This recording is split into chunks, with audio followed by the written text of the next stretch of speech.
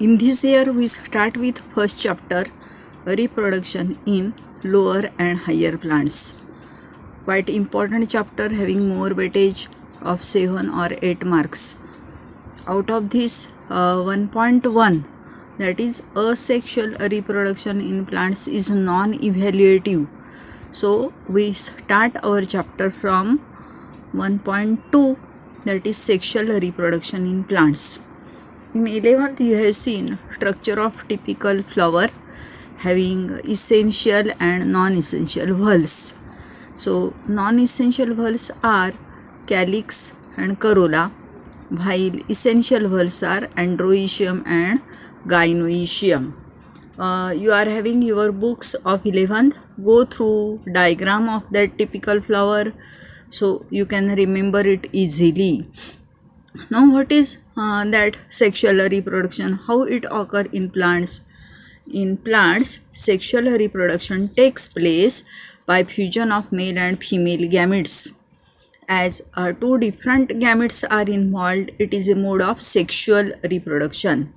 In angiosperms, that is flowering plants, which are highly evolved plants, highly specialized organ is developed for sexual reproduction. We call it as flower.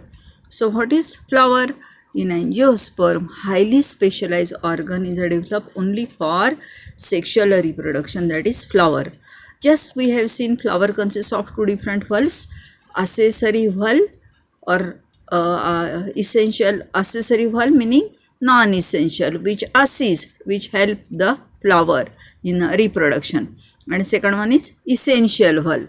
Accessory whorls includes calyx, which is outer green part, corolla having colorful petals, and essential whorl consists of androecium, which is male whorl, and gynoecium, female whorl. Now here androecium members, in last you have seen androecium members are stamens. Each stamen is made up of anther, connective and filament. We observed its diagram later. Anther produces pollens or microspore, while gynoecium is made up of carpel. Each carpel having three parts: ovary, style and stigma. Here ovary is important because it produces functional fertile structures called ovules. Let us see basic theme, basic process of sexual reproduction. Here anther of stamen, it undergo a important process, microsporogenesis. As a result, it produces microspores or pollens. Microspores, they are also known by another term, pollens, paragakad. Microspores are responsible for formation of male gametophyte, while in case of female part, that is gynoecium, ovules of carpel. Ovules are produced inside ovary of carpel.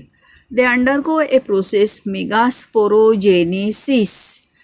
As name indicate, here there is a formation of megaspores. We call process as megasporogenesis. Then after megasporogenesis result in formation of megaspores, which ultimately give rise to female gametophyte. Anyway, androecium, it is concerned with development of male gametophyte, and gynoecium produces female gametophyte. Male gametophyte produces male gametes, which are haploid structure, and female gametophyte produces female gamete. Both these gametes, they undergo fusion, that is act of fertilization, results in formation of fruit and seed. So it is a basic theme, basic part, basic concept of what we call sexual reproduction that occur in plants. Let us focus on structure of anther. Here you can observe a diagram of stamen. stamen. It is a what we called a functional unit of androecium. Single stamen consists of three parts: elongated thread-like filament, then here it is a median connective, and generally two sac-like what we call anthers. Anther is generally bilobed, some bithecous, dithecous or monothecous, having only one lobe or two lobes. Having here I have shown two anther lobes. Anther lobes are responsible for production of pollen grains. So here it is the same description. Anther, as it produces pollen, it is a fertile part and produces pollen grains. What is function of connective?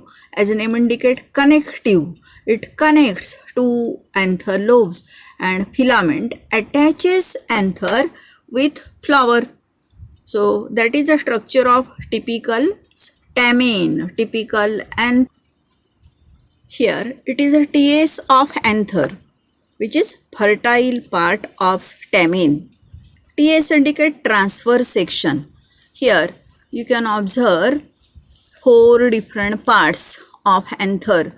Generally there are two parts, that's why anther is bilobed, having two parts. Left, here it is a left part and it is a right part, bilobed.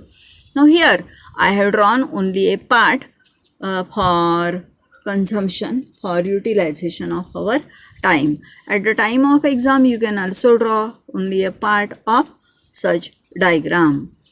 Come to observe this diagram.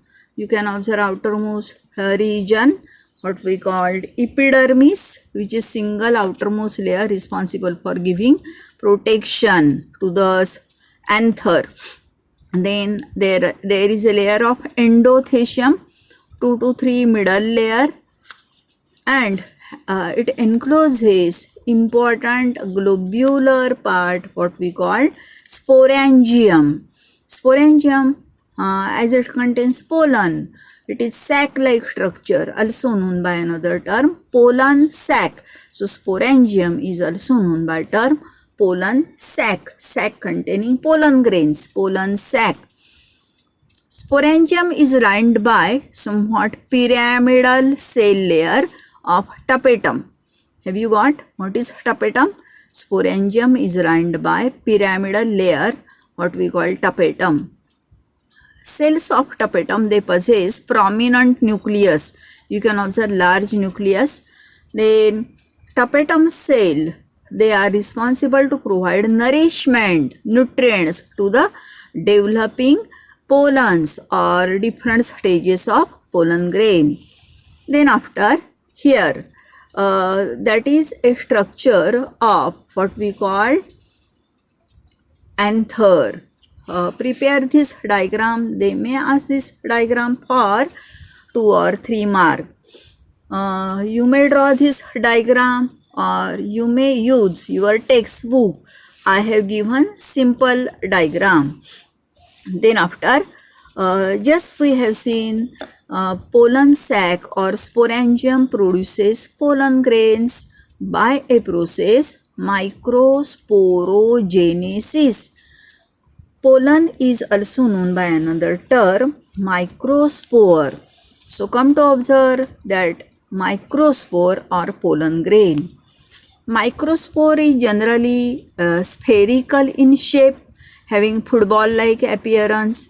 It is bilayered, double-walled, having two wall layers, outer exine and inner intine. Double-walled structure, having single cell, unicellular, single nucleus, uninucleate. And how is that nucleus? It is haploid nucleus because it is a product of meiosis. So nucleus is surrounded by cytoplasm. One more important feature is that in the region of exine, we can observe 2 or 3 small pores called germ pore. It is the region through which pollen tube emerges. Pollen tube comes out, and Another feature of exine is that exine is sculptured meaning having ornamentation present in the form of spine or warts are there or reticulum is there, or exine it may be smooth. So that depends on different species or characters, features of species. So is it clear? It is also important diagram of pollen grain or microspore generally asked for 2 mark drawing. 2 मार्काच्या ड्रॉइंगसाठी generally pollen ग्रेनचे diagram येत असते. सगळे diagram किंवा सगळी label आहेत ही व्यवस्थित ड्रॉ करून घ्यायची आहेत. सगळा व्हिडिओ तुम्ही व्यवस्थित लिहायचा आहे. I have given it in simple language. Now what is that microsporogenesis? We have seen pollen grain is also known by another term microspore. What is this term? Microsporogenesis. Micro meaning small, sporo meaning spore, genesis meaning generation. So it is a generation formation of small size spores called microspore. Come to observe basic theme, basic concept of that microsporogenesis. So here microspore mother cell, which are initial cell, which are basic cell responsible for, or which are mother cell responsible for formation of microspore or pollen. That's why called microspore mother cell.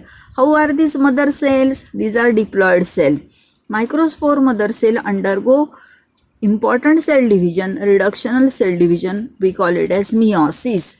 In 11th you have seen meiosis occur in 2 steps, meiosis first and meiosis second. So meiosis first result in formation of 2 haploid cell from single diploid cell. जी microspore mother cell आहे हिच्यामध्ये meiosis first ही division होते आणि 2 haploid cell तयार होतात. So 2a number become half. It is reduction of chromosome number. Then after these 2 newly formed daughter cell undergo second meiosis second part of second division and results in formation of 4 haploid cell. So each daughter cell give rise to 2 cell. In all 4 haploid cells are produced which function as what we call pollen grain or microspore, which are haploid cells, which are functional cells responsible for formation of male gametophyte and male gametes. So that is a phenomenon of microsporogenesis which is not explained in your textbook. I have explained it in excess. So remember how that microsporogenesis occur, what is microspore mother cell, how meiosis first occur, second result in formation of pollen grain or what we call microspore.